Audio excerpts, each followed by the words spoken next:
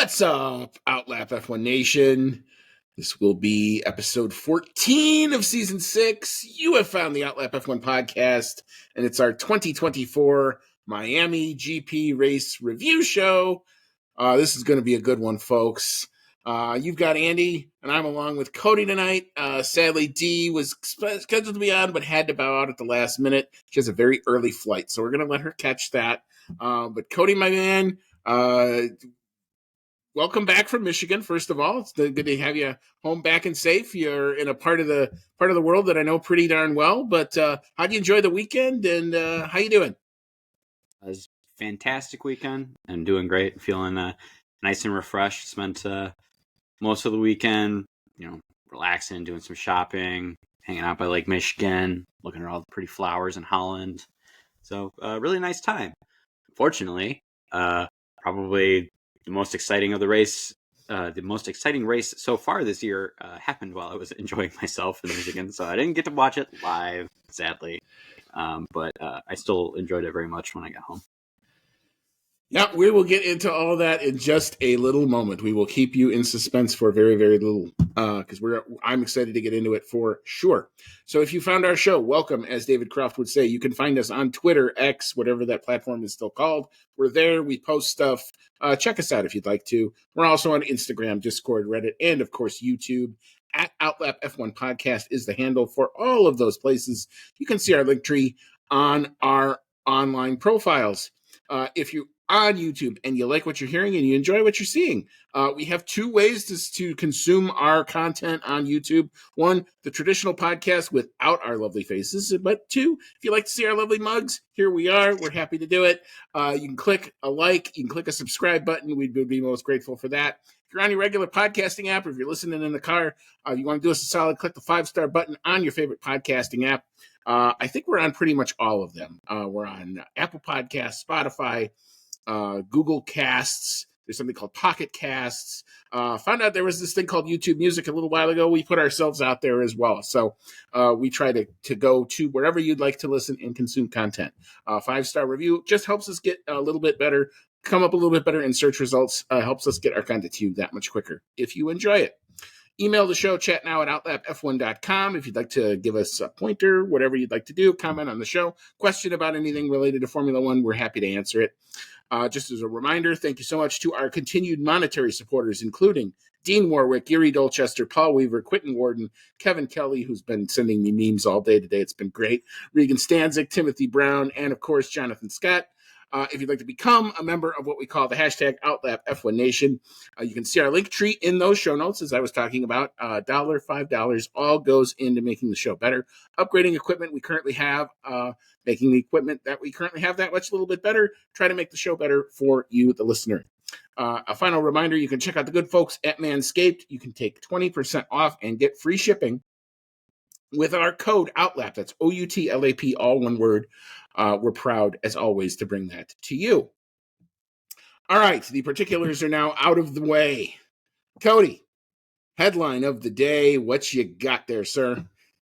My headline is no wins, no more.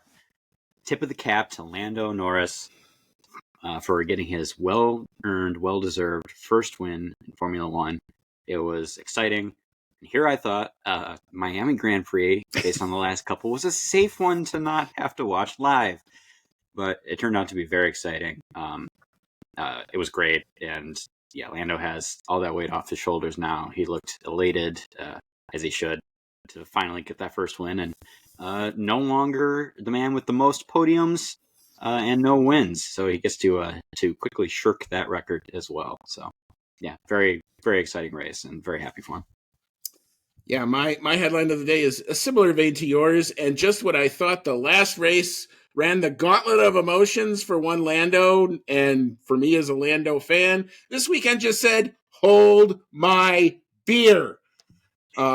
Crazy weekend. Ups and downs throughout the course of the weekend. One session is good, one session's not so good. You think he's going to be on sprint pole, then he throws it away, and, then he gets we'll talk about the sprint and what happens to him there. And then I'm down and I'm telling myself, you probably shouldn't get this emotionally wrapped up in this. It's not good for your health type situation. And then the qualifying is meh. And then the race is starting and you don't think anything's going to happen. And then kapow, just total turnaround. There he was in P1. The moment wasn't too big for him. He was out there. He went out and took it. And nobody gives you anything in this sport. His Max Verstappen didn't give this to him. And then just like you said, the emotional elation, the let out that I did was probably pretty epic. I'm pretty sure there's not a dent, but I'm sure there's a handprint somewhere on my table from me hitting it really hard because I was just so happy. And then just the emotional thing in the paddock, we'll get to all that in a little bit. The celebration, like, that's why you watch. It's just a great moment. We're going to get into all of it. But anyway, we have a lot of sessions to go through. There's also 19 other drivers who we're going to talk about their ups and downs during the course of the weekend. And we will start all the way back on that Friday in SQ qualifying for the sprint.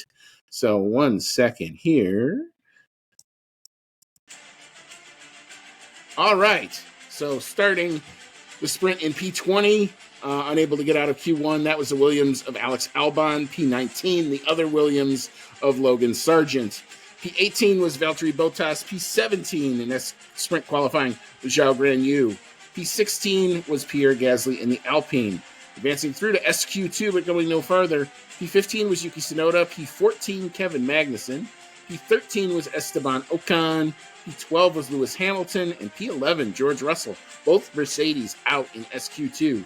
The top 10 from 10 to 1 was P10, Nico Hulkenberg. P9, Lando Norris. P8 was Fernando Alonso. P7 was Lance Stroll. P6 was Oscar Piastri.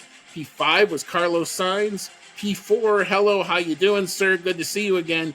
Daniel Ricciardo. P3, Sergio Checo Perez. P2 was Charles Leclerc.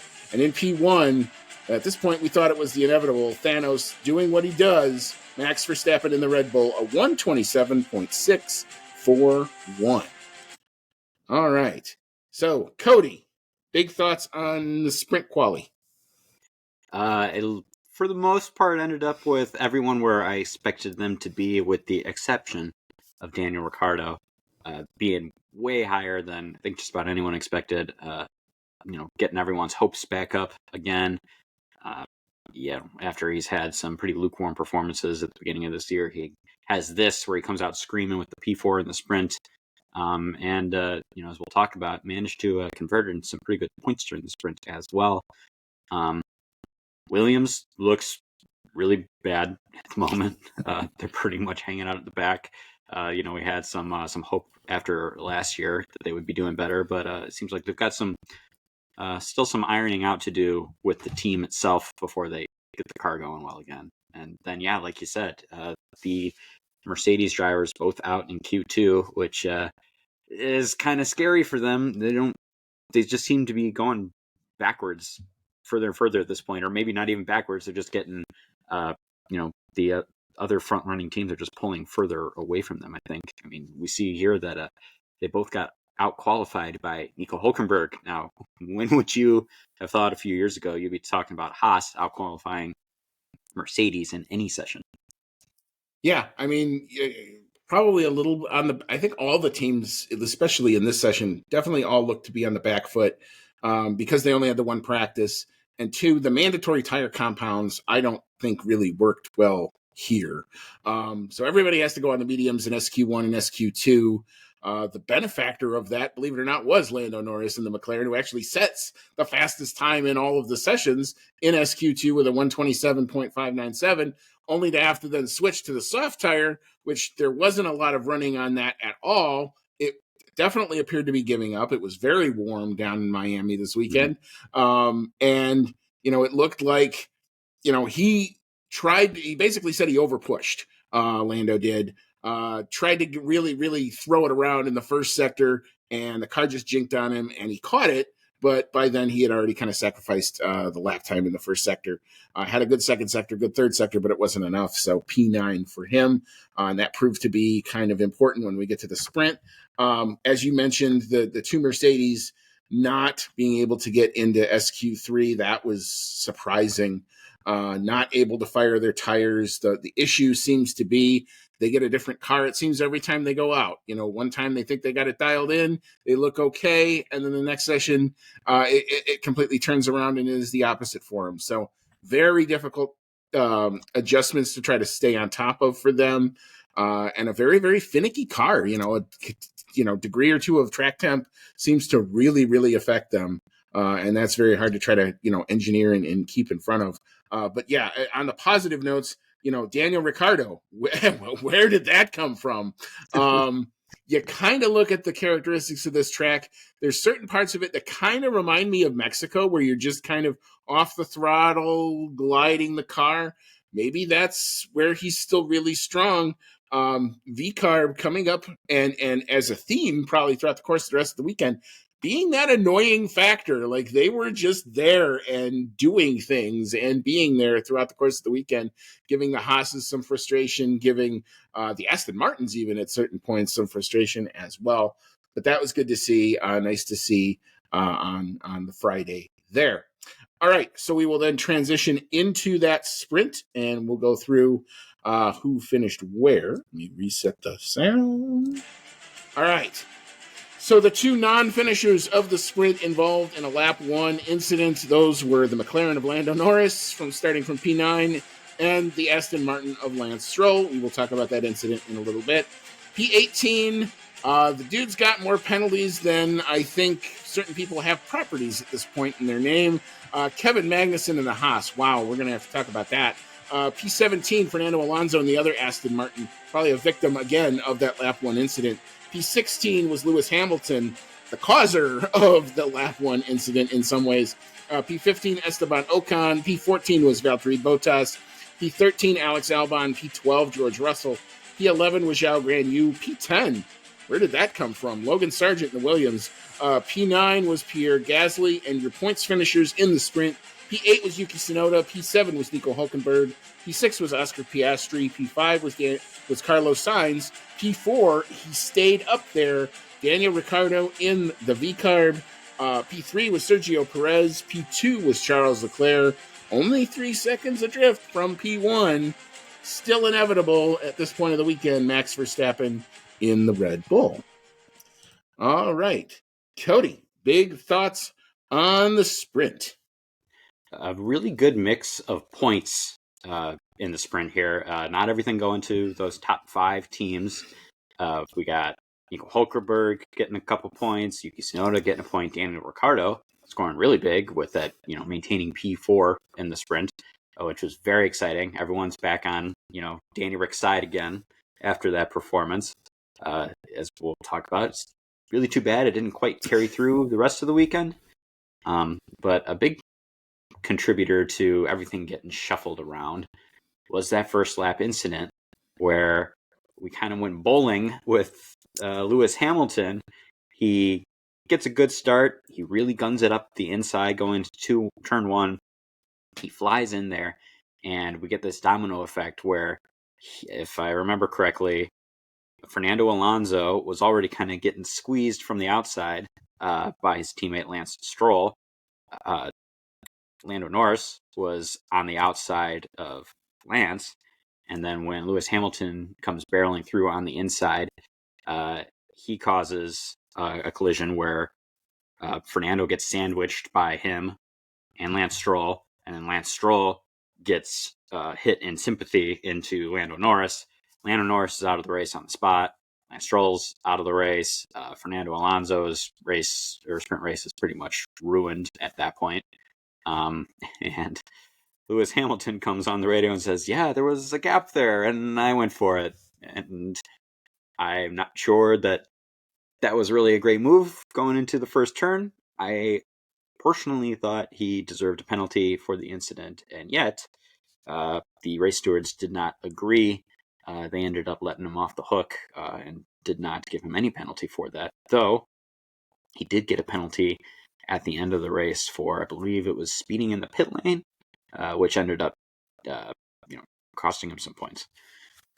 Yeah, kind of an odd penalty. because of where the first incident happened, they were farrowing the cars through the pit lane. Well, you have to be on the pit limiter while you're in the pit lane, and apparently either Lewis Hamilton's pit limiter was either set incorrectly or it didn't engage. He ends up being like 10 kilometers over the pit lane speed limit. So when that happens, that's pretty much an open and shut case. You know, you go from noted to investigation to penalty. He picked up basically the equivalent of a drive-through penalty, taking him out of any point contention that he was in. But yeah, like you mentioned, no action on the first lap incident. I'm okay if you want to say that, but at least look at it. I guess that was the part that kind of annoyed me. I put in my notes here, my hat went farther than Lando did in the sprint. Pretty much right when I saw that, I think I yelled something very, very profane, and my hat went basically from the back of my apartment to where the TV is. And it kind of stayed there throughout the rest of it. So yeah, I mean it's a lap one incident. I mean that's what you get in. You know, I thought Lando's post race sound was actually pretty good. Where he goes, you know, look, you know, you're back there. This is what the stuff that happens back there. Got to make sure I'm not back there in the future. What else can you really do? And it's at this point of the weekend I'm telling myself, don't get so emotional. It's only 8 points. What really have we lost? Although I was hoping to go see, you know, what that upgraded McLaren, which all the way, well, oh, by the way, 9 separate updates were on Lando's car this weekend. So they were not kidding about bringing them forward. Oscar's car had, I think, about 4 of them.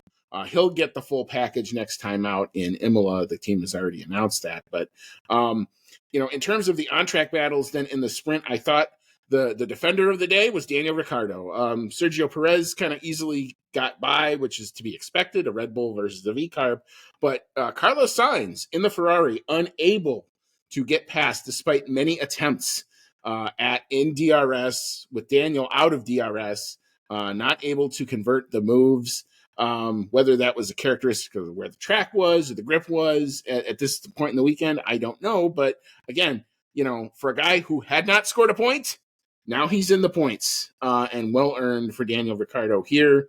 Unfortunately, as we will talk about, it did not last. It seems now this is being the second sprint. We're seeing some teams do some of these changes after the sprint, and some of them are hitting and some of them are missing. And I think in Daniel's case, for one, that seemed to miss a little bit. But interesting thing that changed the Park for May rule a little bit here. But in terms of still talking about the sprint, we talked about the Hamilton move, about kind of where that was and how that ended up happening. Kevin Magnussen. We have to talk about Kevin Magnussen. Kevin Magnussen went and decided, my teammate is in the points, and I'm going to do whatever the fuck I have to do to keep my teammate in the points. And whether that's even like I'm becoming the human blocker. I'm turning my car into a wall, and good luck trying to get by me with some tactics that I think are a little bit beyond reproach, if I'm being quite honestly with you. Cody, what'd you see with that? And you certainly racked up a fair amount of penalties here. At this point in the weekend, I thought it was still kind of fun and exciting, honestly. It was really fun to see the lengths he was willing to go to keep Hamilton behind him, and therefore give Hülkenberg the opportunity to get points again. This is now the second time that we've seen Magnussen take this kind of strategy where he realizes that he's probably not going to get any points anyway, is willing to play the team game to the extent that he's going to rack up penalties and drive pretty dirty at times to make things happen. Hamilton was pretty frustrated with him throughout all that, and yeah, I think it's a little questionable for sure, because he's racking up penalties. He's going off the track. He's pushing other drivers off the track. He's driving pretty dirty, and it is for a good cause in his eyes to get his team points. But as we're going to see here, he just keeps racking up the penalties, and he's probably getting close to a race ban at this point with how this is going. So he's not going to be able to drive this recklessly going forward, or else he's legitimately going to get the first race ban that we've seen in a long time. Yeah, I mean, this was. I feel bad calling this guy out because he's not like that type of driver all the time, but this is effectively the Roman Grosjean rule, meaning that you can't turn your car into a missile and take out half the field and expect to get away with it. Roman Grosjean, the last driver who I think was actually banned after that start at Spa back in, I think it was 2011 or 2012. Lewis Hamilton goes 50 meters, and that was the end of his race. And Fernando Alonso's on top of him and all that. It's very famous crash caused by Roman there. And then this is the same type of tactic. He just decided, basically said, screw it. I don't really care what the stewards do until they either park me or whatever happens. I'm just going to take whatever penalties are given. His post-race sound was, I thought, starkly honest, where he said, yeah, every penalty was deserved. That's what I was doing. That was the game that I was playing. What else did you really expect me to do? I don't think that helped his cause. I think he was probably honest to a fault. I wasn't expecting him to, I'm glad he didn't BS it or anything like that, or say, well, I was trying to do this, and, I just lost the wheel, or I just, looked left when I should have turned right or something like that. But, yeah, I mean, at this point, like, I got it. But the fact that it didn't get any better gets really, really, really scary about kind of where the tipping point is. And yeah, I mean, we talk about penalty points. We'll kind of recap where he is at the end. Here's the deal. Those penalty points stay on your license for a year. And a lot of times when we've gotten people close to this or close to a potential ban, their penalty points are rolling off. This is a spike. So they're going to stay on for the next 360 some days that he has to make sure that he's of the best behavior. And you can get a penalty point for almost nothing. If you get a reprimand for an unsafe release or a speeding in the pit lane or whatever, not, weighing yourself properly or taking your helmet off and putting it down and then going on the scales, all of that can be a potential penalty point, and he's so close to a race ban. Like he's that's it. Talk about your best behavior, and we may see a race ban. We may have to see Haas have to call up either Pietro Fittipaldi or Oliver Behrman to come and sub. So we'll have to see. We'll watch that. Yeah. All right. So we will now turn the page. We'll close the book on the sprint. Obviously, Max Verstappen out in front. Nothing unusual about that at this stage, other than it was only 3 seconds in front of the Ferrari, which I thought, actually, I was encouraged that the Ferraris were hanging on to Max as much as they were, and the rest of the pack. This was not the 16 seconds that we saw in China. So, if anything, I'm thinking at this point, well, Max might not be at the A-level, A1 top of his game here, but, he's still winning everything, and it doesn't seem to matter at this stage. But anyway, we'll move into the Saturday afternoon session, and that saw, which is now the traditional qualifying for the race on Sunday. And going out in P20 in this session was Zhao Guanyu in the Kick Sauber. P19, the aforementioned Kevin Magnussen, whose weekend kept getting worse on from here. P18 made that setup change. It did not work out for him. Daniel Ricciardo in the V-Carb, way down in the order here. P17 just missing out on advancing to Q2. Not that it would have helped our prop bet at all. That was Logan Sargent in the Williams. P16 was Valtteri Bottas in the Kick Sauber, advancing through to Q2 but going no farther. P15, this was a bit of a shocker, Fernando Alonso in the Aston Martin. P14 was Alex Albon. P13 was Esteban Ocon. And P12 was Pierre Gasly. Alpine off the deck a little bit here. You can take the progress where you can get it. P11 not making it through to Q3. That was Lance Stroll in the other Aston Martin. So both Aston Martins out in Q2. Top 10 from 10 to 1. Take 2 out of the top 5 out of those top 5 teams out, you got 2 open spots. Those went to Yuki Tsunoda in the V-Carb and Nico Hulkenberg. There he is again in the Haas. P8 was Lewis Hamilton. P7 was George Russell. P6, Oscar Piastri. P5 was Lando Norris.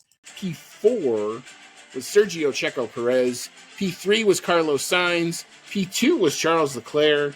And in P1 with a lap time of 1:27.241, that was Max Verstappen in the Red Bull, again looking to have normal service resumed. All right. So Cody, big thoughts on the traditional quali? It was pretty disappointing to see Daniel Ricciardo fly so high in the sprint just to qualify 18th for the regular race. It took all the wind out of my sail for expectations for him. So that was very disappointing. Also, I was bashing him pretty hard in our race preview, but it looked like it was mostly warranted because we were wondering if Logan Sargent was going to make it to Q3, and I said I would be incredibly surprised if he made it to Q2.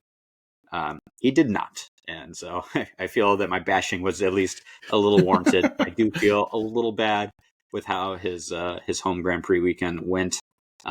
It was not all of his fault, but we are continuing to see pretty lackluster performances from Logan Sargent. Max Verstappen taking pole again. So far, as expected, throughout this whole weekend, Max, taking the front of every session, at least every qualifying and race session up to this point. For that matter, I think the rest of the qualifying from there was more or less as expected. Good performance from Leclerc, Sainz, decent showing from Perez. Unfortunately, Lando Norris not quite showing, I think, everything that he had for this qualifying session. Going back from there, it was pretty much as expected until you get to those last couple spots, which were picked up by Hulkenberg, who is continuing to perform very well in the Haas. It's been exciting for me to see, especially knowing that he's going to be going to the Audi team going forward. And then Yuki Tsunoda still pretty much best friends with that P8 to P11 section of the running order. Yeah, I mean, it was kind of interesting. McLaren actually sent Lando out on a medium tire, his last new medium tire of the weekend, for his first run in Q3. And it unfortunately that did not work out. So I was kind of like, well, he was trying to convince, like they sent him out on a used medium at the end of Q2. He sets a lap time. I think it was only like 0.2 off of the time that he posted earlier. He knew he was safe, so it was kind of a free run. That tire was not going to run anymore unless it was, desperately needed. So, that was fine. But he didn't get a good kind of first run in Q3, and everybody else they finally got on top of that soft tire, and everybody just continued to kind of step up. So Lando goes a little bit quicker, when he gets to the soft tire, but it's not good enough to go any higher than 5th, and kind of 2 by 2 by 2, other than the fact that, you've got the Ferrari splitting the 2 Red Bulls. Other than that, kind of pecking order, 1st, 2nd, 3rd, 4th, right in the constructors, kind of right there you go. But all that being said, it was only 0.3 of a second between P1 and P6.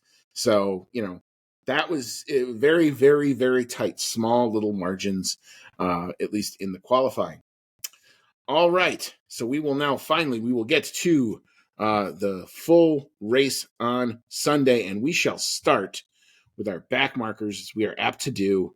And Cody, your ice cold prediction came completely true. Logan Sargent in the Williams, he gets the dreaded did not finish, technically not classified, but you had him in P20, so you got that one absolutely spot on there. P19, the often penalized have, I remember they gave Fernando Alonso way back in the engine regs, like a 60-place grid penalty. I don't know if the stewards have that at their disposal, but they might have tried something like that with Kevin Magnussen here, given all the penalties that he continued to rack up. He finishes the day in P19. P18 was Alex Albon. P17 was Lance Stroll. P16 was Valtteri Bottas. Only being able to get back to P15 was Daniel Ricciardo in the V-Carb.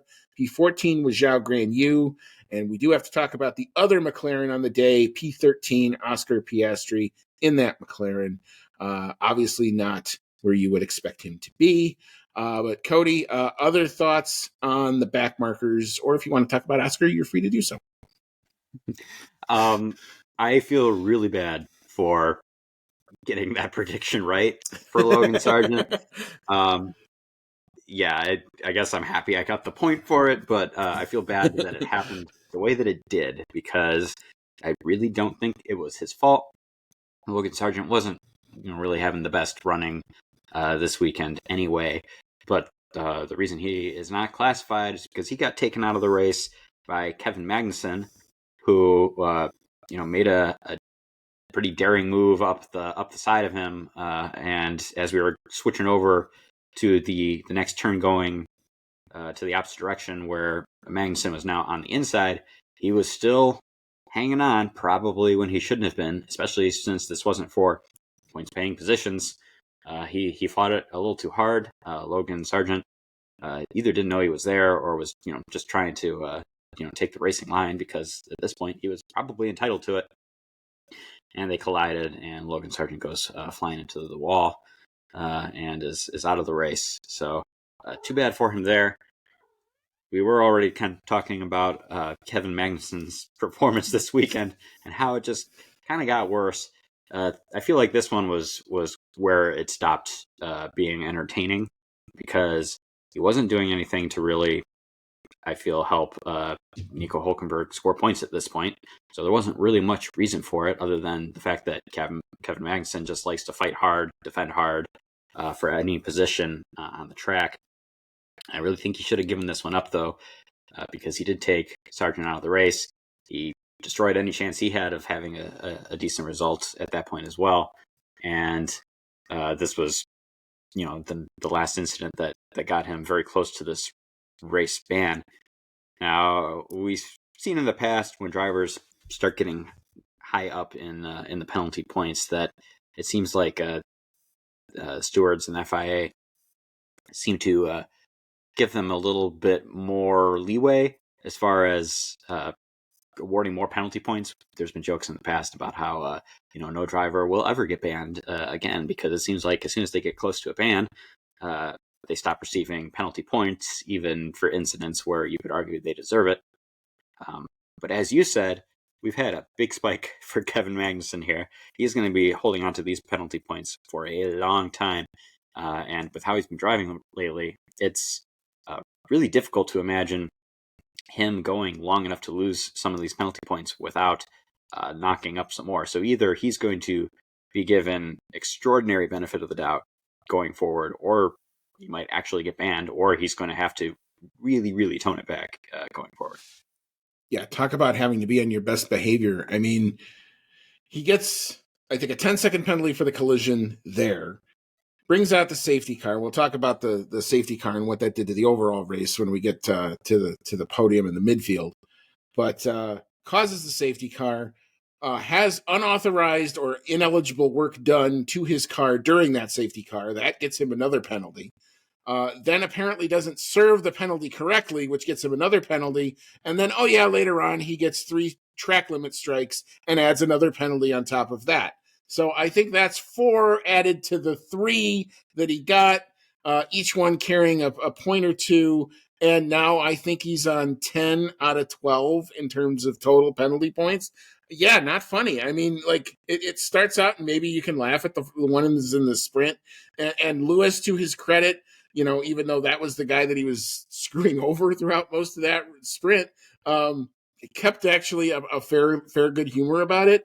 But I mean, in terms of the on track, he's going to have to be on his best behavior. There's just no ifs, ands, or buts about it. I mean, otherwise it's going to be come sit down with me and watch how it's done. Just kind of crazy. But, in terms of the driver who's kind of here, who we don't expect to be, Oscar Piastri, as much as Lando Norris is the benefactor of all the luck.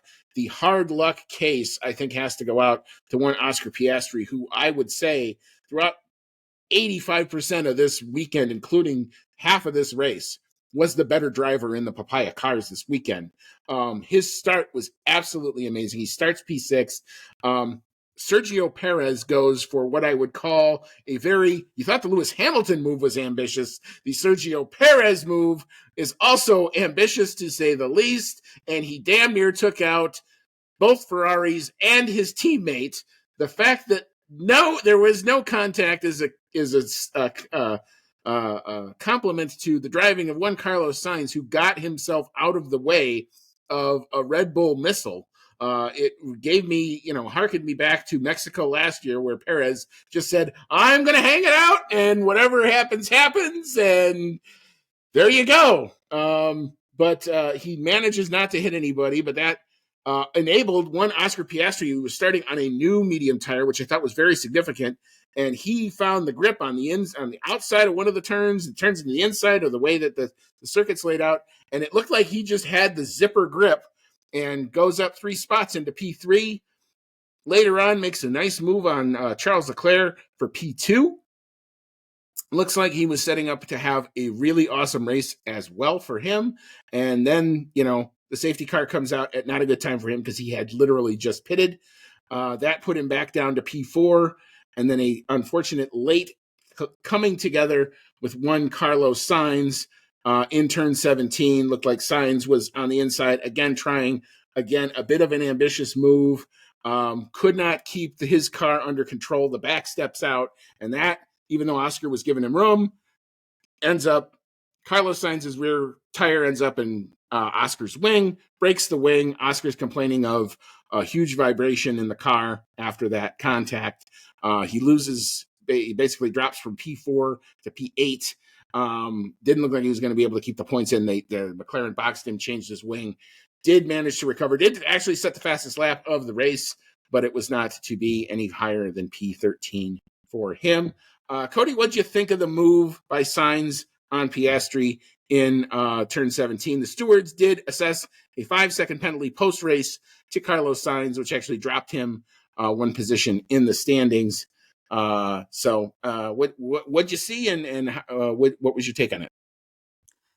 I thought they were pretty much just racing each other. I'm not sure that the penalty was, you could probably go either way with it, I think. I did think it was very interesting how when after the incident happened, we didn't see, the incident live on the broadcast. And looking at Piastri's car, you would think, oh, he looks okay, he's going to probably keep going. And then you see the replay of the incident, and his wing flexed like crazy, like pretty much straight up, and then came right back down. So they definitely thought that there was going to be some damage there, rightfully so, and brought him in for that. As far as the penalty goes, it seems kind of weird what you get penalties for and what you don't get penalties for right now. I think they're still kind of trying to figure out all that with all of the new ways that they are penalizing things with, stiffer 10-second penalties and this and that. But I think it was more or less just a racing incident. It was, however, the last little bit that pretty much ruined Piastri's race. Had that safety car not happened, he's on easily for a podium, P2, and was, as you said, the better performer for McLaren throughout most of the weekend. And it was very disappointing to see him lose out on that by pretty much in the beginning sheer luck of timing of the safety car. And then, he's fighting back and gets into it with Sainz. So, really rough week for Piastri. But I think he can still be proud of how he performed this weekend. He did perform very well. And I hope that he can take that performance, forget about the final result, and carry that confidence into races going forward. Yeah, first time I've ever heard him really get kind of feisty and angry on the radio. With the timing of the safety car, what the safety car was doing, which we're going to talk about when we talk about Lando, and who the safety car picked up and when. He realized right away kind of that was going to screw over his race in terms of, an upper podium or a P2, which he could have been on for. It was going to be really hard for him to pull an overtake move. And then, I would call the move by Sainz in and of itself not penalty worthy. I think the only part that warrants the penalty is when Sainz goes to make that move. You're required to keep control of your car throughout that turn, and he didn't.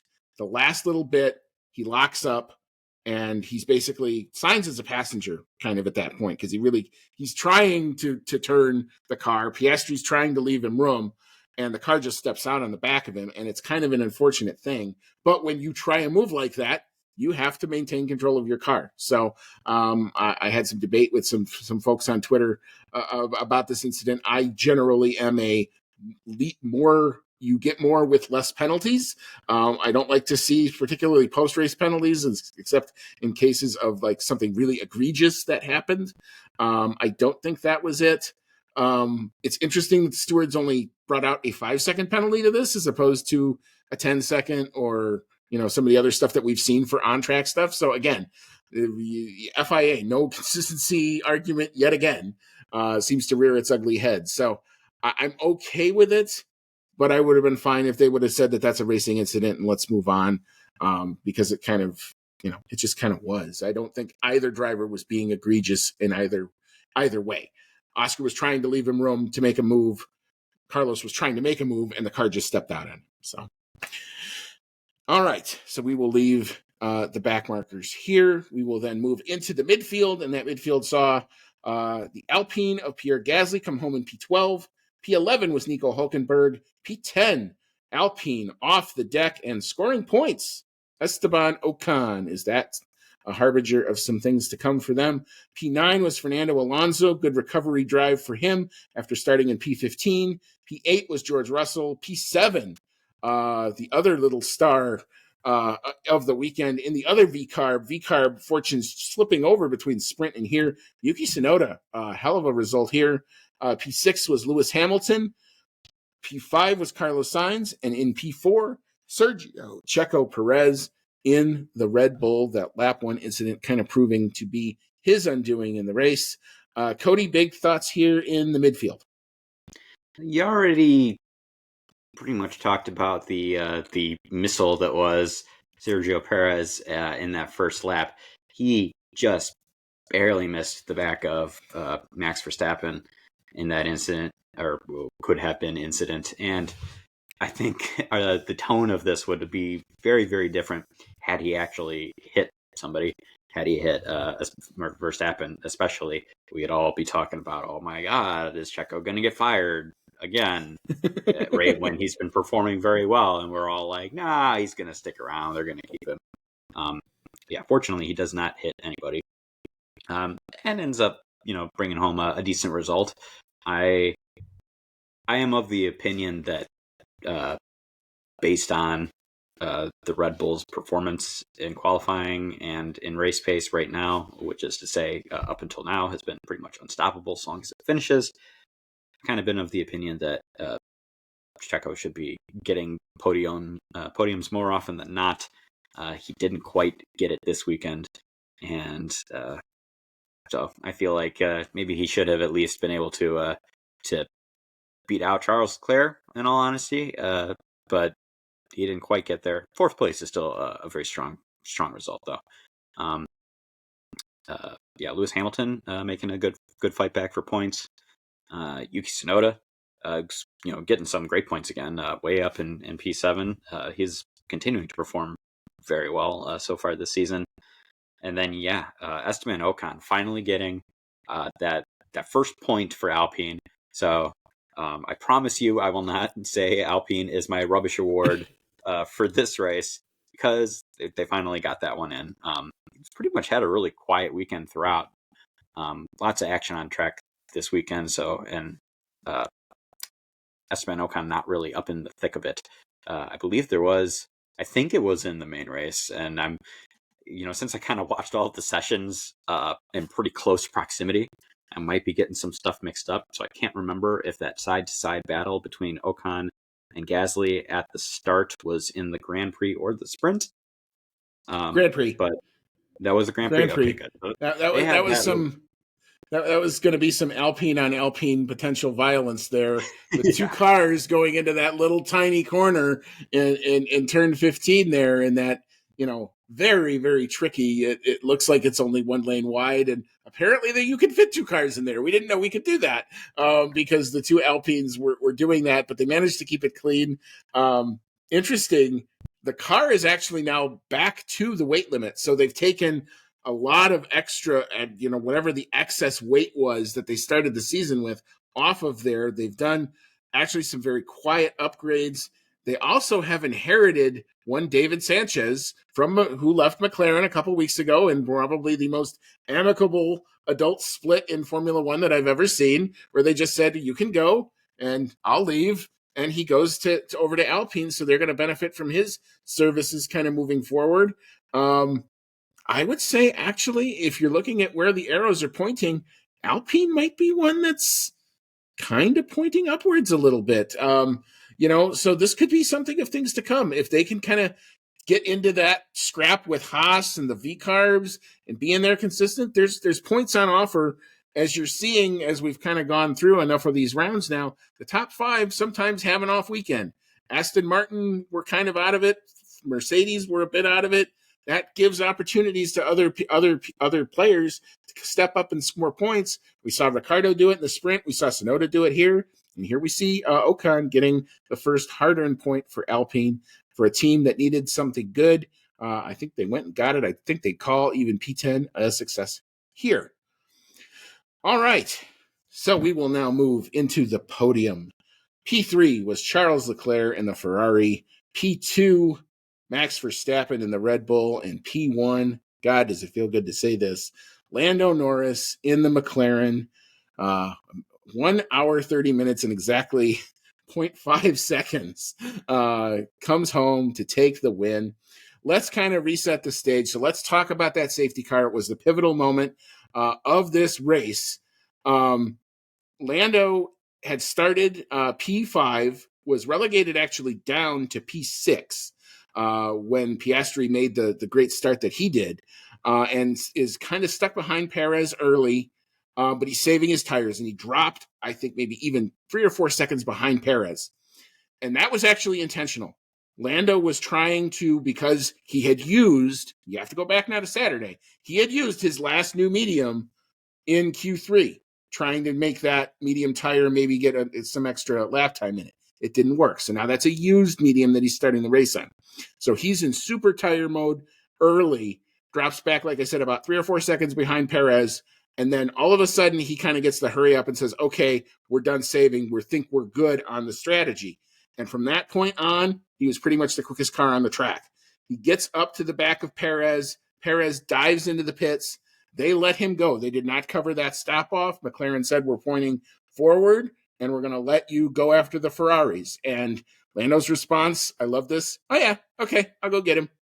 No problem. I feel good. Pace is good.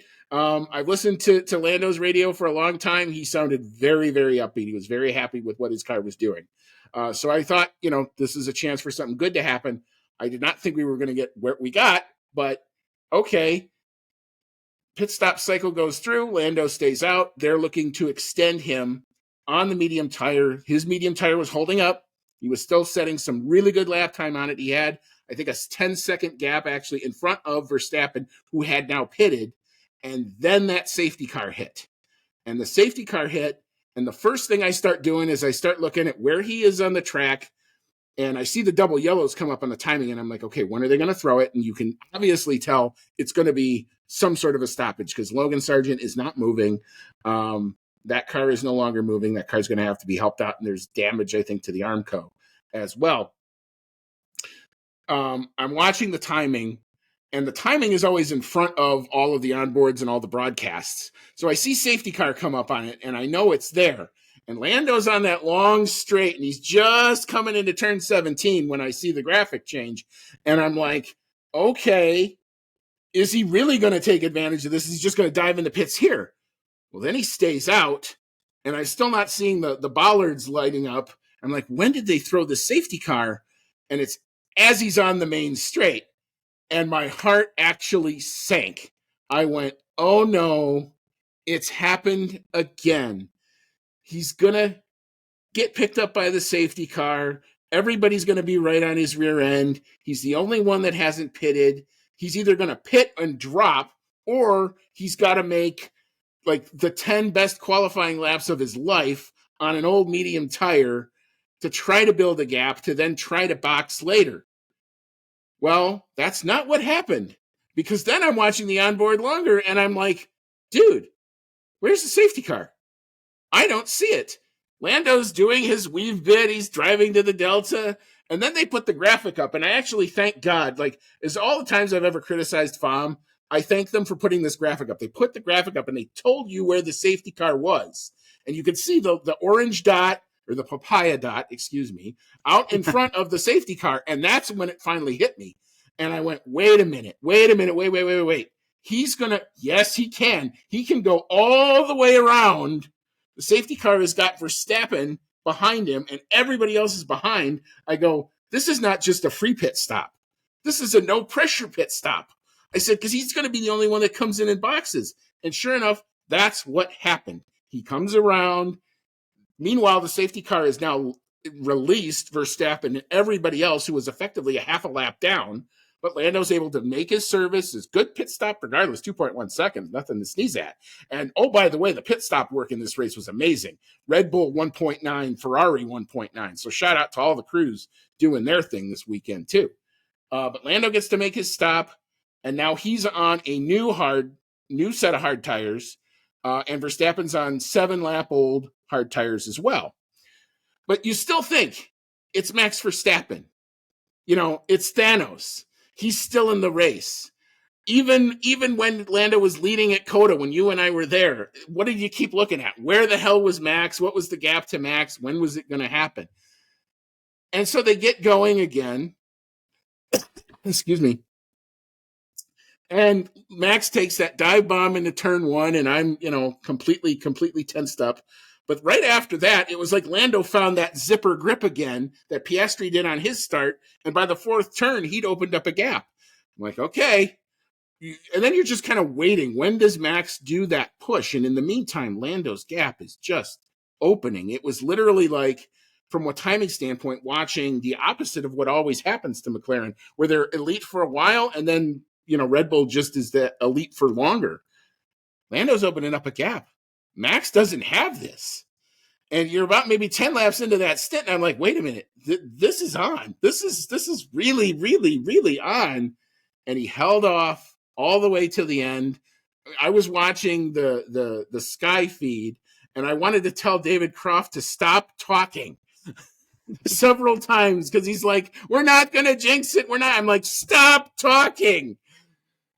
And my foot, I was doing the Christian Horner foot thing throughout all of it, but he manages to convert it into the win. I lost it at that point. But Cody, what did you see about that? What did you think of the safety car? What did you think of who the safety car picked up? And what was your take on all of this fun at the front? It became very exciting once the safety car happened, and the broadcast kind of made it seem a little confusing. They made it sound like Lando could have gone in right when the safety car came out, and it, as you told me, he was kind of probably already past his point of being able to go into the pits at that point. The broadcasters also did make a lot of jokes about that the safety car picked up Max probably by default, because you're usually picking up Max for the last couple of years. So maybe a little bit of a faux pas there. It was a little strange to see the safety car then, after picking up most of the drivers, then have to let them all by so that they can all go around and catch back up to Lando, so that they're all in the same lap. But yeah, as far as for Lando and for it improving his standing in the race, the safety car was pretty much perfectly timed. He was able to to get those fresh tires without losing any track position and was still in the lead. And, a lot of people have been saying, well, okay, so Lando wouldn't have won the race without the safety car. And yeah, you could probably, reasonably make that argument. It did improve his standing to then having fresh tires at the front. However, he still had to fight off Max. Max was right on his ass right at the restart, and he managed to hold him off at turn 1, open up a gap so that Verstappen no longer had DRS, and then continue to pull away for the rest of the race, and ended up finishing, 7 or 8 seconds ahead of Max at the end. So he definitely had their performance there. Now, something we haven't talked about yet is that Max had a minor incident of his own earlier on in the race where he pretty much missed a chicane and ended up hitting the bollard that is there to help the drivers tell where the chicane actually is, because as you can tell from their helmet cams, sitting that low in the car with the wheels up that high, it can be really hard to tell exactly where the edge of the racetrack is, especially in a spot like that where you're in a chicane and you have bigger open area beyond that. So they have those bollards there to help mark the drivers where the limits of the track are. And he really nailed that bollard. He split it in half with the wing. At the time, it didn't really look like it did any damage to his car. As you told me, the team thinks that the part of the bollard that went under the car may have caused some damage to the floor, enough so to cost him some downforce. All of that taken into consideration, though, I don't think really takes much away from Lando's performance once he had the lead. He drove pretty flawlessly from that restart to the end of the race, which he's under a ton of pressure with that. He's got that pressure of not having the win. He's got the pressure of having Max being in the car right behind him. But he managed to overcome all of that, and once the celebrations began, it was all big ear to ear smiles for me. He looked like he was thoroughly enjoying the moment, as he should. The team was very happy for him. I love the part where he pretty much jumped into the team, and they were all hoisting him over their heads. It was fantastic to see. He got congratulations from pretty much everyone. Big congratulations from Max, who he's friends with. He got congratulations from Lewis, from Charles, from his former teammate Daniel Ricciardo. It was all very nice to see. Everyone, regardless of the team, seemed to be pretty happy that he got the win. And it was well earned. It wasn't some freak thing where Max retired from the race after leading the entire thing and he just happened to be there. No, he really had to go out and earn this one. Yeah, I mean, I can watch that celebration, that in lap. I could watch that on a loop, and I don't think I'm still going to find something new every time. I mean, the hug with Zach, the hug with Andrea Stella was an amazing moment. The fact that all these other drivers and pit crew guys, who want to, on the track, go beat his rear end every weekend and had done so for a very long time, came over, shook his hand. Fernando Alonso, who Lando, I distinctly remember was getting coffee as a junior driver at McLaren when he first got signed, in the paddock back at COTA 2015. I have that. I remember that image quite vividly. And from that to just the mutual amount of respect that everybody had, Max looking happier than I've seen him for some wins, actually. Seemed to be genuinely happy for his buddy there. And the thing is, nothing was given to him. He had to go out and take it. The moment wasn't bigger than him. And I've said many times, I think sometimes he gets inside his own head. I'm so excited for what the future now is going to hold for this guy, because now that's all gone.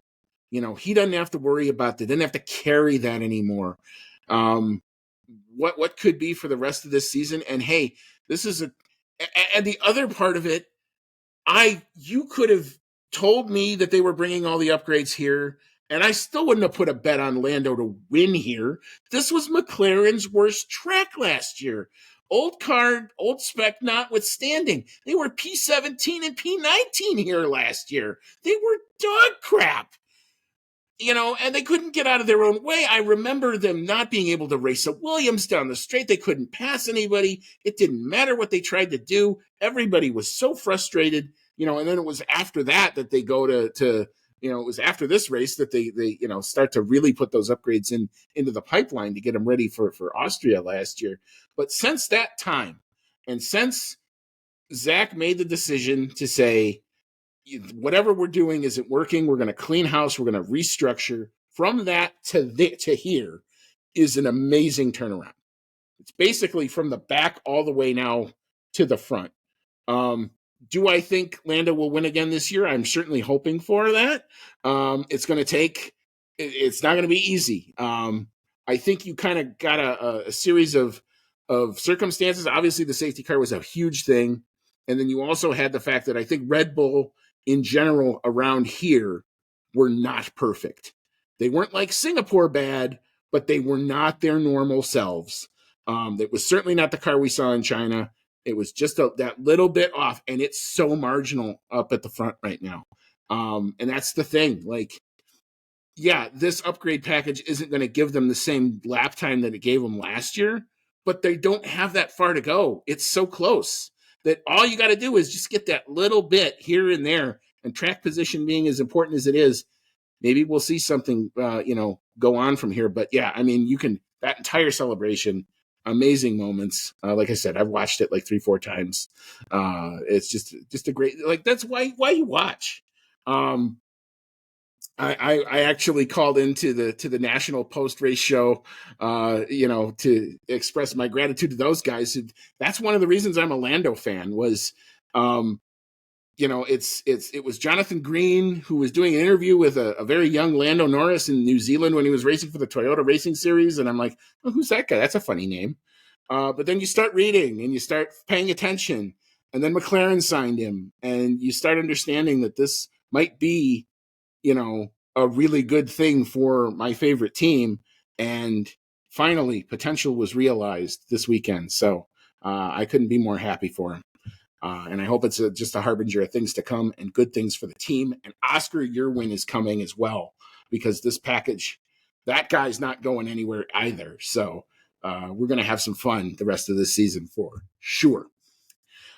All right. So we will leave that here. I think I'm done talking about it for now.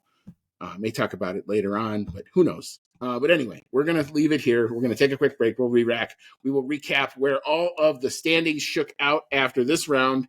Some interesting changes in the drivers, especially in that top 10. So you don't want to miss that. We'll open it up to your takes on what you saw this weekend, the fan email segment. We've got a couple good ones in here as always. We'll hand out our awards, and we'll talk about some predictions. Cody, you're not shut out because you got your code P20 pick. So we'll come back and we'll recap where all that is, and we'll look ahead to our next race in 2 weeks at Imola. So come on back. You won't want to miss it. All right. Welcome back in. This is season 6. This is episode number 14 of the Outlap F1 podcast. It's our 2024 Miami GP race review. And we just got done wrapping up a very entertaining, as it turned out to be, Miami Grand Prix.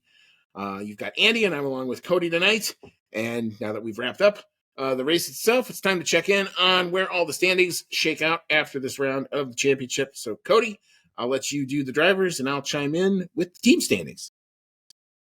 Right. So after Lando Norris's first win, we are still unchanged with points at the top. Max Verstappen is still leading the Drivers' Championship for Red Bull, and he's sitting atop with 136 points. Second place is his teammate, Sergio Perez, with 103 points, but he is only 5 points ahead now of Charles Leclerc, who has been performing very well, and we didn't even really talk about him much throughout all of our review, but he did have an admirable performance and wrapped up the podium with P3. So good points from him. Charles Leclerc's P3 with Ferrari at 98 points. Lando Norris making up an excellent haul of points, as we've discussed. He is in 4th place in the driver's standings with 83 points, and tied with him, but behind him based on tiebreaker, is Carlos Sainz in P5, also with 83 points. Oscar Piastri, P6, the second McLaren driver. It's a pretty good gap from P5 to P6. He's down at 41 points, but still admirable. Like we said, he deserved far more points than he received this weekend. Seventh place, George Russell, the first of the two Mercedes drivers, with 37 points. Just 4 points behind him is Fernando Alonso, the first of the Aston Martin drivers, with 33 points. Lewis Hamilton down in P9. Very strange to see Lewis Hamilton that far down, but we know that he fought very hard throughout this entire race weekend, so he's still got it. He's in P9 with 27 points. And then Yuki Tsunoda pulling up into P10 after this race weekend. So now we have a V-carb car. I'm reading it out here as Honda RB PT. I'm not going to say it like that. V-carb. And he has 14 points, which is enough for P10. So now we have 6 teams for the moment in the top 10 drivers. Yeah, and now we have 8 actually scoring points out of the 10 so far. P1, no surprise here, Red Bull Racing Powertrains. They check in now with 239 points for them. In P2 is Ferrari. They are up to 187 points after a good day at the office, I would say, overall, especially for one Charles Leclerc, who I was told actually did not have his drink bottle functioning despite the really hot conditions. So he literally gutted that one out. So mega props to one Charles Leclerc. We did not get a chance to talk about it in the first segment. But so P3, that is where you find McLaren Mercedes firmly in P3 now. They are now up to 124 points. 60 points clear of P4 Mercedes. The Works team still trying to figure out that car a little bit. P5, Aston Martin, they check in with 42 points. P6 is that V-carb with Yuki Tsunoda, also in the top 10 in the drivers. They now check in with 19 points. And Danny Rick off the schneid, he scores 5 points on this weekend as well. P7 is Haas. They are up to 7 points due to Nico Hulkenberg's 2 points in that sprint. P8 also off the deck. Alpine Renault, they now are up to 1 solitary point on the season because of Esteban Ocon's P10 this weekend. P9 is Williams. They have 0 points, but they lead on countback from P10. Kick Sauber Ferrari, hard luck boys of the season so far. They are also on 0 points. All right, so enough of our takes on this race, which, like I said, proved out to be a lot more entertaining than I certainly thought going into this weekend. It's time for our favorite segment, the fan email segment. I think this is going to be very fun. Rachel Fleming, she stayed up late, not surprised at all that she was right on the button again. So, Cody, I guess this is your time to shine. Rachel, let's hear from her. All right. Thank you, Rachel, for your email. And she says, so Lando Norris wins his first race. So over the moon about this result. My cursing of Max worked. She said, I did a little tweet earlier saying Max would win that race, and my curse actually got through the Red Bull steal. That almost makes up for the pain of Russia 2021. Gutted for Piastri, though. Not at all happy with Sainz. His winging sounded a lot like a current Merc driver who is taking his seat. A sign for the future, perhaps. As for K-Mag, well, if F1 desperately needs a safety car, call on K-Mag.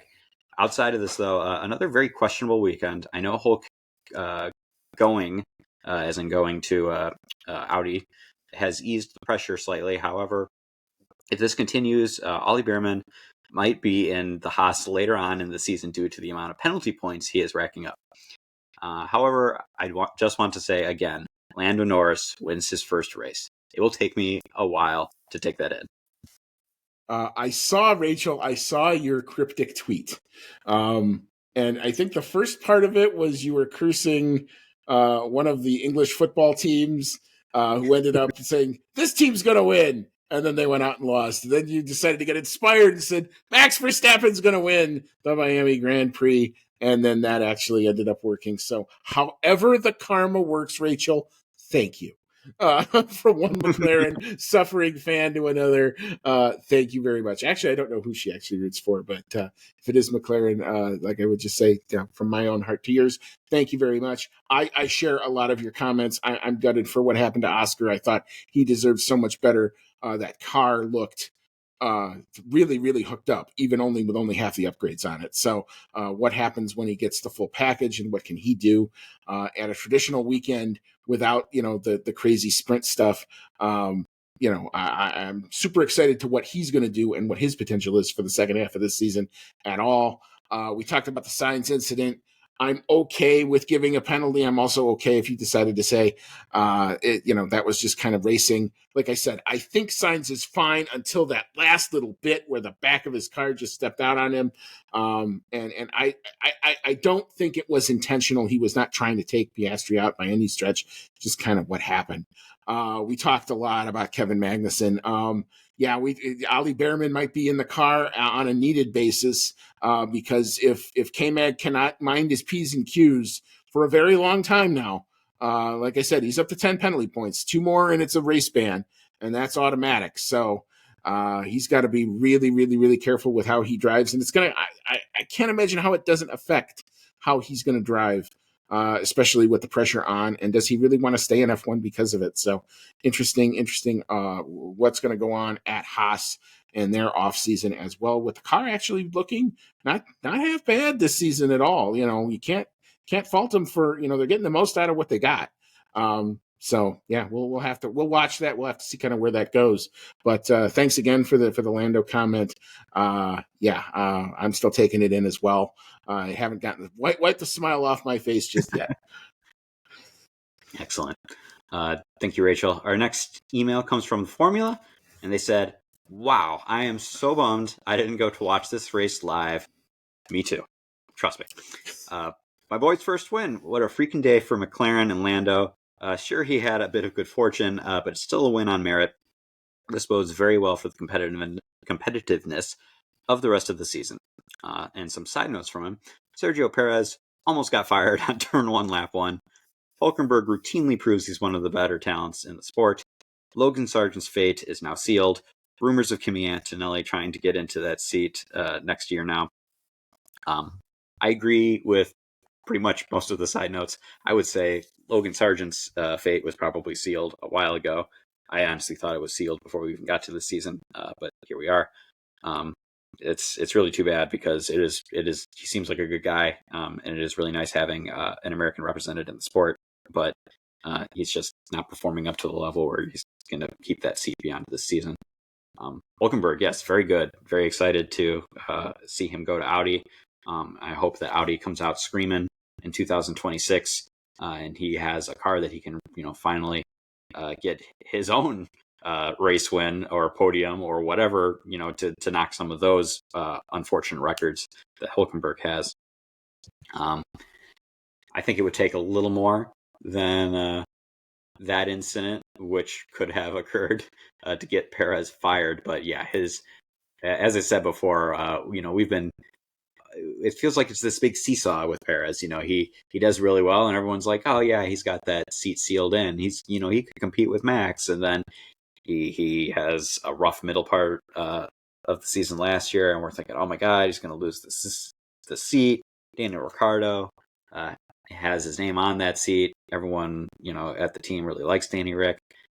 Perez comes firing again, performing pretty well beginning of the season, and we're like, yeah, he's got it in the bag. And then, yes, I would say that had he taken out Max at the start there, we would all be back to saying, oh my god, Perez is out. But yes, pretty much going from the bottom of your list up here. I am I was out pretty much having a long weekend away, and I thoroughly enjoyed myself. But as I said before, I thought Miami was boring the last couple of years, and I figured it was going to be boring again this year. So I figured, what's the big deal? I'll just watch it later when I get home. And it turned out to be quite the banger. It was very exciting to see Lando get that first win. As we progressed through the race, I thought it was going to be just Max taking another one, and then as soon as Lando started opening up the gap after that safety car, I was like, oh my god, is this actually going to happen? How the heck did Andy not explode my text messages when it happened? I really appreciate it because I hate spoilers, and I was purposely trying to avoid spoilers. I even went to we stopped to get some food at a bar right when we were leaving the Saugatuck, Michigan area, and they had the race on, and I purposely didn't watch it. I tried to avoid it. I didn't want to see what was going on. So yeah, thank you for not spoiling anything for me. And yeah. That's called a discipline. As they say in South Park terminology, that's called a discipline. And I almost wanted to say, you got to watch this thing. You're going to not believe what it is, but that would have given something away. So, and to be honest, I had so much to do with my regular Sunday because it really wasn't well timed in terms of the overall day of what you'd like to do with your weekend. It's why I'm a Formula One fan. I like that it's done by 10 in the morning because then I've got other stuff that I have to go do, like grocery shopping and cleaning and laundry and all of that kind of stuff. And because I had really not, because I had taken in the whole sprint and the F1 Academy races. Oh, by the way, shout out to F1 Academy this weekend. Those races were also amazing. Mm-hmm. And it just goes to prove second year on a surface, generally, even at tracks that you don't necessarily think are good, tend to bring this out. We've seen this happen before. So I guess that theory actually proves true. But anyway, so I just got so involved with what I was doing, and I had to put together the agenda, and I was on such a high, it didn't even dawn on me to do anything. But I figured at some point you were going to text me, and I had the response, and my response was, Yes. we had this code back in 2016. When the Chicago Cubs, I see you're wearing your W T-shirt, which is also appropriate, were on their World Series run. We would text each other basically all exclamation points on just a line whenever something good would happen with the Cubs. That was our code. They're like, whatever you were doing, put the game on, go watch it. Something good just happened. And so I'd like, oh, well, thank God he's finally home. And there was the full exclamation points because that was kind of where I was. So it took a lot to hold it in, but my neighbors heard it, I'm sure. There were plenty that knew what was going on, and anybody who ran into me saw me with a more than a small smile on my face, and that like I said, still hasn't left. So and it just also goes to show this sport's going to give it to you when you least expect it. I mean, that's why I get up at 3 a.m. to watch China, for crying out loud, because you never know.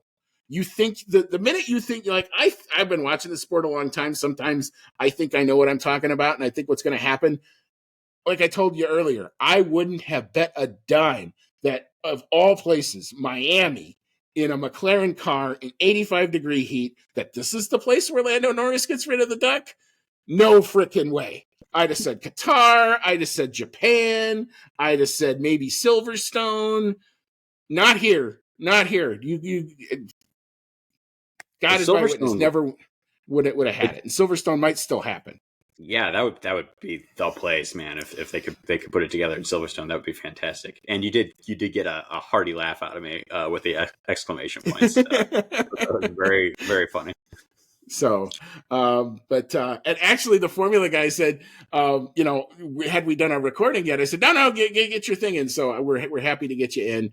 And yeah, like I said, you and I are just kind of both over the moon for it. So, a great Sunday, however you consumed it, whenever you consumed it. Yes. Thank you, the Formula, for your email. And our last email is from Dave Doherty. And he asks, what are your thoughts on McLaren's strategy that gave Lando the win due to Verstappen's hiccup? So you pretty much already discussed the tire strategy that they went with, where they were running Lando on the used mediums and trying to extend that by having him take it easy in the beginning and then pushing. And it just so happened to work out that the safety car came out at a time when he was still running on those mediums. Great time to switch over to fresh hards. So that worked out very well for him.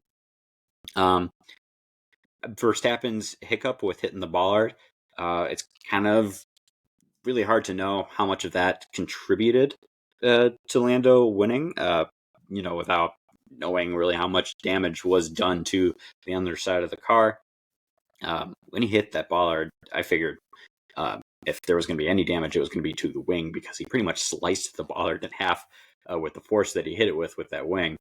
And since the wing looked okay, I figured it was all right. Team apparently later came out and said that there was some downforce lost due to the damage to the floor. But I would say that that probably had less of an impact. It seemed that Verstappen wasn't super happy with how the car was handling throughout most of the weekend. He had said, several times that the grip was pretty poor. And yeah, I think based on how much of a gap Lando was able to open up there at the end, I would say it's a pretty good argument that even if there wasn't any damage to the Red Bull, that Lando could have pulled that off with a smaller margin. Yeah, I mean, it just goes to show the importance of clean air. I mean, how many times have we talked about it, that it's how those cars are in the wind tunnel designed to run. And, without any hindrance. I've seen McLaren many times in pockets of clean air run and be really fast. Well, this was actually, now he was at the front and got into that pocket of clean air and just was really fast. The strategy was probably not intended, I think, from the beginning of the race to try to get Lando a win. I think it was to try to get him on the podium. A P3 or a P2 was definitely, I think, in the cards, given the relative pace. Would he have caught Verstappen? Would he have been able to pass Verstappen? That's something, unfortunately, we're never going to know because the safety car did its thing and gave Lando the free and clear pit stop that it did. But I thought the strategy call was the right thing in that, what I sometimes had criticized McLaren for doing earlier in this year is they were so focused on teams that they were necessarily quicker than. They weren't talking about Mercedes. They weren't talking about even Perez. When they told Norris, we're not going to cover Perez, go get Sainz, that told me they believed in what they were doing. And McLaren as an organization has said, we're not going to overpromise and underperform. Zach Brown was pretty adamant that he was really confident in these upgrades here. And I've not seen that from them. And I've learned to listen and read Zach's words very carefully. They think they've got something with this upgrade package. So I'm confident, and I'm so excited to see what the rest of this year is going to hold now. Yeah, fingers crossed that they can pull off some more wins and make this season a little more varied and exciting than last year was. It was cool one time. Well, look at it this way: we're 6 rounds in. We've actually had 3 different winners. 3 different teams and 3 different teams.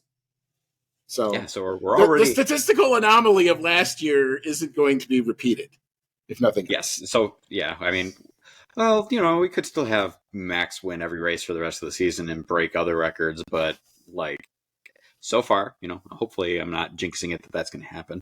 So far, it seems like we're on for a little more spice.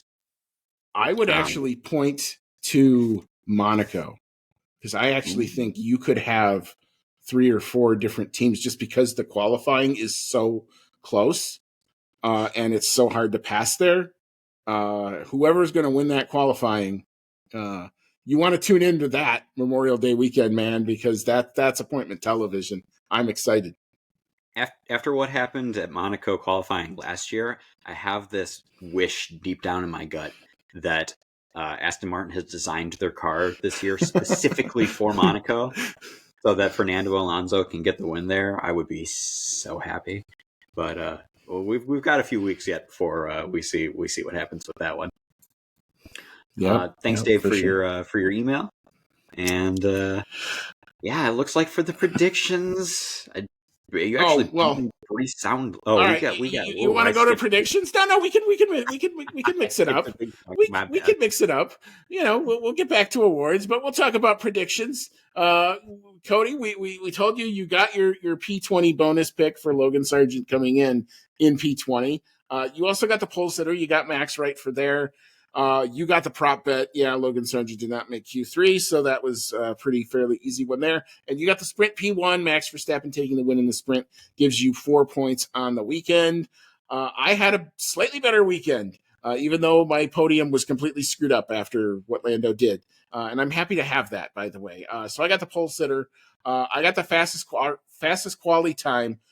The times overall were about a second.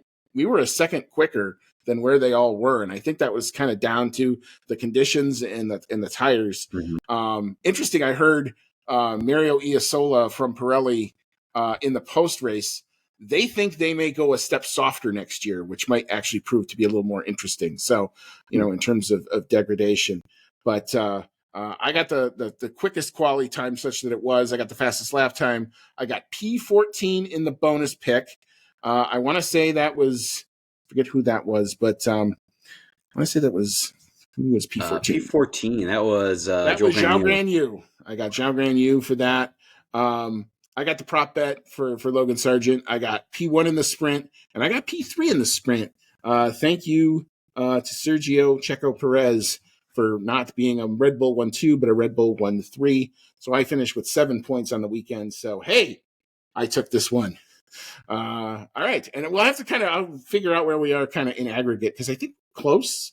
I think we're close. I know I've gotten a couple rounds off you at least. It's pretty close. So we far. had a couple ties, I think, too. Yeah. So we will now turn to our weekly awards, and we will start, as we are apt to do, with that, with the Rubbish Award. So, Cody, what you got here? We got a couple good candidates, I think.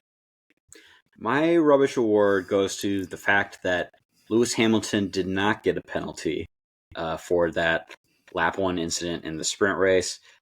I thought it was pretty clear as day that he was making a dive bomb, pretty much just going for broke and thinking he was going to squeeze by everyone on the inside. Didn't look like he was going to be able to stop the car in time and make the turn, especially with how many drivers were crowding into the turn at that point. And he did end up ending a couple drivers race.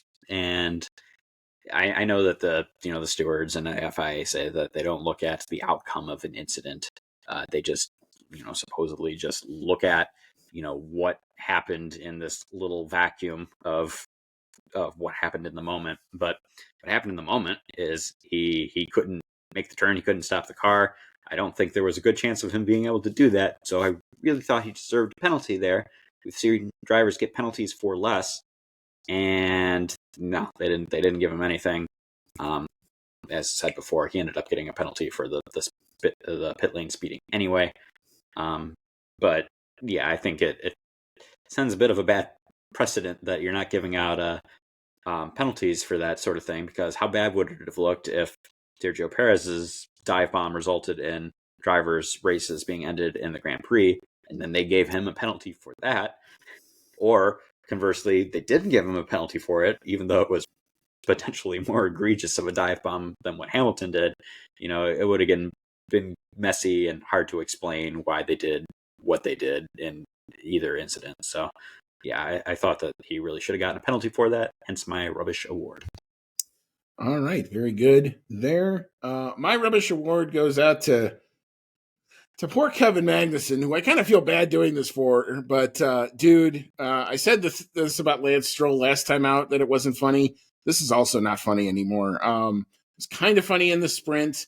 I appreciated your honesty in what you said and why you said it, but just continuing to be in the wrong place at the wrong time, can't afford to do that anymore, bud. Otherwise, you're going to end up sitting one out, unfortunately. And I think just the nature of how he races, you're probably going to see that before this year is out. So Kevin Magnussen, one too many penalties for me. We'll put it there. So we will move on to our analysis paralysis. I'll go first with this one. And I would say not a whole lot of strategy here, other than keeping your tires good for as long as you can. But I thought it was odd, especially after all the data we got from the sprint qualifying to the sprint to even the traditional qualifying, why did anybody think it was a good idea to try to start this race on a set of soft tires? Maybe you didn't have any mediums left and you didn't want to go that route. But damn, I saw a couple takers on that, and I don't think it worked out for either of them. I know one was Valtteri Bottas. I know that idea didn't work out. So, yeah, strange decision, that one, for me. Yep, I agree. And since you said that Pirelli wants to go a step softer next year, it makes me kind of wonder if they're hoping Miami's going to be a little cooler next year for the race. Maybe. I don't know. I still actually think this would be an awesome night race, but I'm in the minority on that. That would be a fun one. I kind of agree with you that there wasn't a whole lot of like strategy calls that I thought warranted analysis paralysis.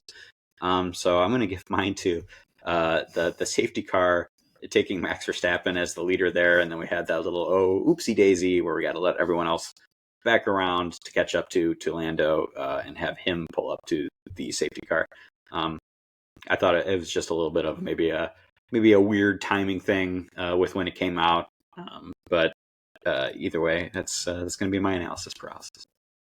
So just to clarify, what should have happened, and you don't see this unless you're like actually at the race because they never really show it.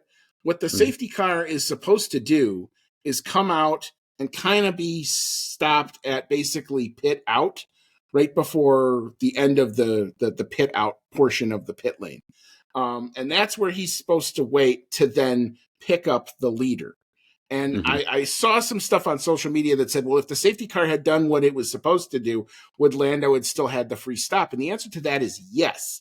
Because Lando was past the pit out when the safety car came out, the safety car would have come out and stopped at pit out. Lando would have been free. Everybody now is basically under a safety car drive to the Delta, which is slower than a virtual safety car drive to the Delta. So everybody else is basically stuck in their gaps as to where they were. So Lando would still have been able to come around, pit. When he comes to then pit out, the safety car would have then started, picked up Lando, and then picked up Max and everybody else. So I still think he would have gotten that out because he still had 10 seconds, which I think under even the Deltas, I think turned out to like 14 or 15 actual seconds. So I still think he holds on to the lead, even if the safety car would have done it. I know there was Will Buxton put out a couple tweets that he went back and reviewed it. Obviously, there was no investigation. There was no incident report or anything in any of the FIA documents that I saw about this race that even mentioned it. So I think it was just a thing that happened, but I do think Lando still would have been able to maintain the lead unless it was a disaster, unless they picked up, the Kick Sauber wheel guns or something on the way off to the pit lane. Lando, I still think, keeps the lead, and you have the same scenario that you saw. Obviously, once they realized their mistake, the safety car put the green light on, which enabled everybody then to go by. So I thought it was maybe a bit of a faux pas, but they fixed it in enough time to where I don't think anybody was adversely affected either way. All right, so we will now move into our dark horse of the day. I'm just going to shout out both VCARB drivers, both Yuki Tsunoda and Daniel Ricciardo, for being pretty darn pesty all weekend and being there, and that's what I think they are apt to want to do and to do. And it was good to see Danny. He got the new chassis. It seems a lot better.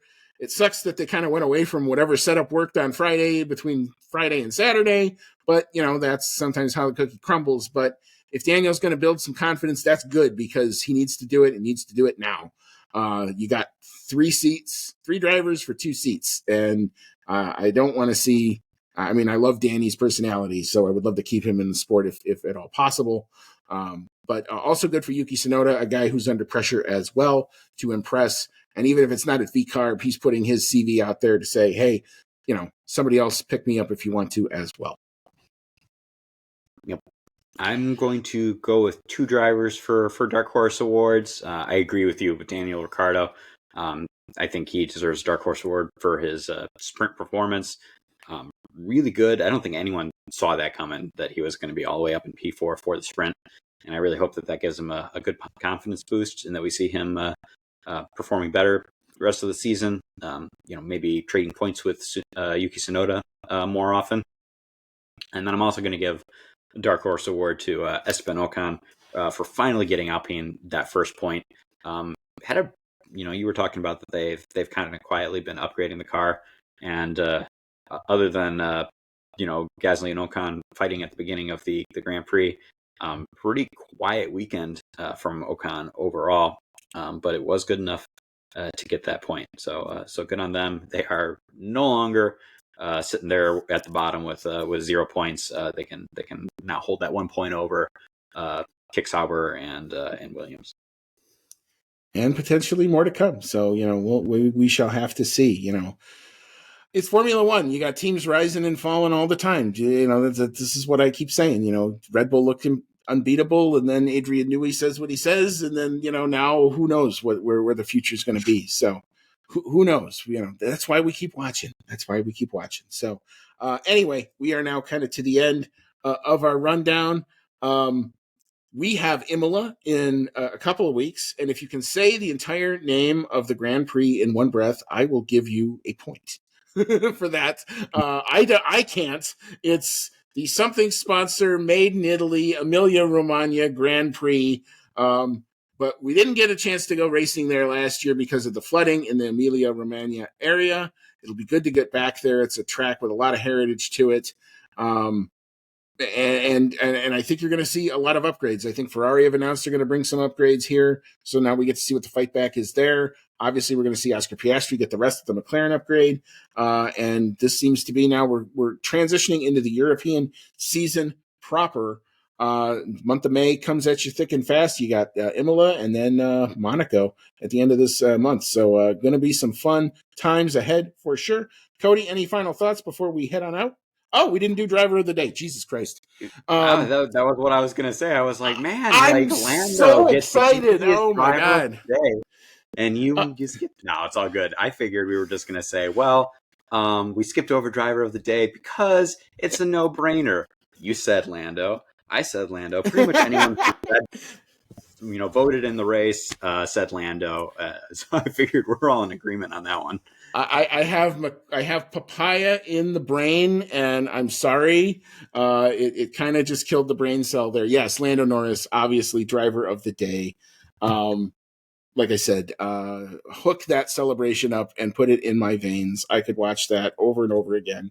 It's a moment you'll never take it away. And the only thing I thought of is, of course, he wins in a year that I didn't even look at Miami GP tickets. It's just kind of the way that cookie crumbled. But anyway, I was happy to be in my nice air-conditioned apartment watching it on my multiple screens. So I guess I'm okay that way. Well, think about it, though. How much worse would it have been if you had Miami tickets, you decided not to go, and you sold them, and then Lando won? Yes, exactly. Worse. Yes, exactly. That probably would have been worse. That would have been God being ironic. And God likes to do that at times. But anyway, yeah. So I'm like I said, I'm happy that I consumed it the way that I did. But anyway, we will be back in a couple of weeks' time. We'll have our Imola preview out in about a week and a half. And then we will get at it. We'll also keep following the Adrian Newey saga. If anything breaks on that or any of the other lots and lots of news that could potentially break between now and then. When all these teams tend to get back to their home bases, that's when stuff happens. I'm sure there will be McLaren social media about the trophy ceremony and what they're going to do. Has anyone checked to make sure Lando actually woke up this morning? Because apparently all the flights and everything got canceled. So safe travels to all who are going back to their European bases. And we'll see you in about a week and a half's time. So, Cody, any other final thoughts? I guess the only thing that I got left is I'm amazed that Lando Norris's trophy is in one piece after podium celebration. He did manage to go all the way to the front there to do the champagne celebration this time. So yeah, everything's all in one piece. It's all good. We can still do the Lando celebration. Yep, yeah, all good there. So yeah, well, like I said, we'll be back in about a week and a half. So stay tuned to all that. Keep it tuned to our social media. Hopefully we get some short form content out about this recap. This is a whole lot of fun to do. I am so happy for Lando.